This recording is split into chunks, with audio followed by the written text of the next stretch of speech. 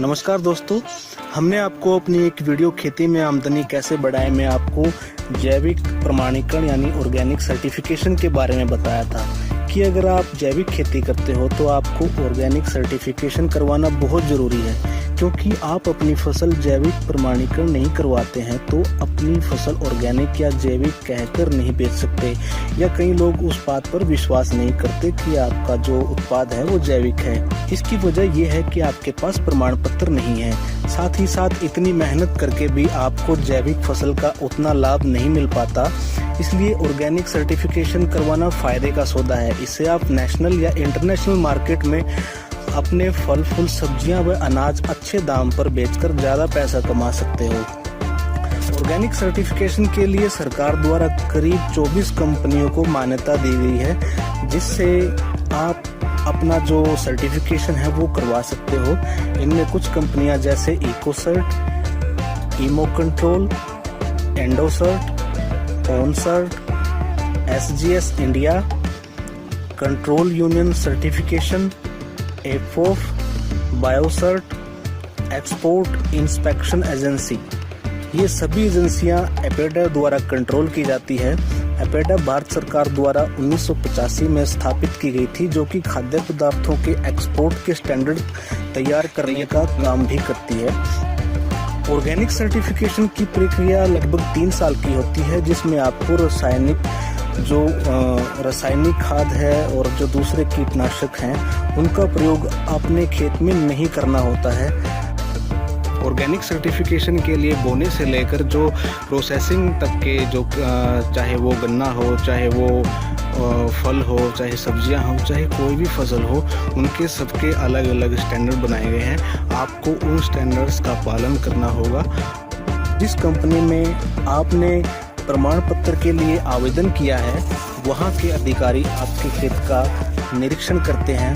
Company के अधिकारी मिट्टी, पानी, जो फसल आप ले रहे हो उसकी जांच करते हैं कि उसमें कहीं कीटनाशक की मात्रा तो नहीं है, और ये प्रक्रिया लगभग 3 साल चलती है।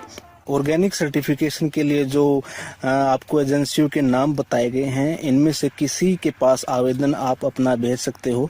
एक अकेले किसान के लिए हालांकि यह प्रक्रिया थोड़ी महंगी पड़ती है, इसलिए कई किसान मिलकर जो ये सर्टिफिकेशन की प्रक्रिया है ये अगर करवाते हैं तो थोड़ा ठीक रहता है। इन कंपनियों से सर्टिफिकेशन का जैसे मैं खर्च आपको यहाँ पे दिखा रहा हूँ कि जैसे इंडिविजुअल फार्मर, जैसे SGS की बात करें तो इंडिविजुअल फार्मर के लिए करीब 12,000 रुपये एप्लीकेशन चार्जेस होते हैं, 15,000 रुपये ट्रेवल और इंस्पेक्शन के लिए इन्होंने रखे हैं, और 5,000 रिपोर्ट प्रिपरेशन और 5,000 जो है सर्टिफिकेट के यहाँ पर इन्होंने अपना खर्च बताया हुआ है। इसी तरह सभी एजेंसियों का अपना अलग अलग खर्च है और अलग अलग हिसाब से है, लेकिन जो खर्च पड़ता है इंडिविजुअल फार्मर पे वो थोड़ा सा ज़्यादा पड़ता है। दूसरा, मैं आपकी जानकारी के लिए और भी बताना चाहता हूं कि जो प्रधानमंत्री परंपरागत कृषि योजना है उसके अंतर्गत भी आप जो आपकी स्टेट है वहां के जो डिप्टी डायरेक्टर हैं वहां आप इस बारे में बात कर सकते हैं, क्योंकि सरकार का ध्यान जो है ऑर्गेनिक सर्टिफिकेशन और जो ऑर्गेनिक लोग खेती कर रहे हैं उसकी तरफ जा रहा है। और जो कई क्लस्टर बना रखे हैं अलग अलग डिस्ट्रिक्ट में, अलग अलग जो इन्होंने पायलट प्रोजेक्ट में कुछ डिस्ट्रिक्ट लिए हुए हैं, उनके अंदर एक एक दो वो क्लस्टर बना रहे हैं, उसमें आप पार्टिसिपेट कर सकते हैं। वो PGS एक सिस्टम है, पार्टिसिपेटरी गारंटी सिस्टम, इसके अंतर्गत आप अपना रजिस्ट्रेशन जो है वहाँ करवा सकते हैं। अगर आपका कोई करीब 50 एकड़ तक के जो उसमें फार्मर अपना ग्रुप बनाकर सर्टिफिकेशन के लिए आवेदन कर सकते हैं, और जो इसका पूरा खर्च है वो सरकार द्वारा वहन किया जाएगा। इसलिए अगर आप एक जैविक खेती करने वाले किसान हैं तो जो ऑर्गेनिक सर्टिफिकेशन है वो आप जरूर करवाएं, ताकि आपका इससे फायदा हो सके, आपको अच्छा दाम मिल सके।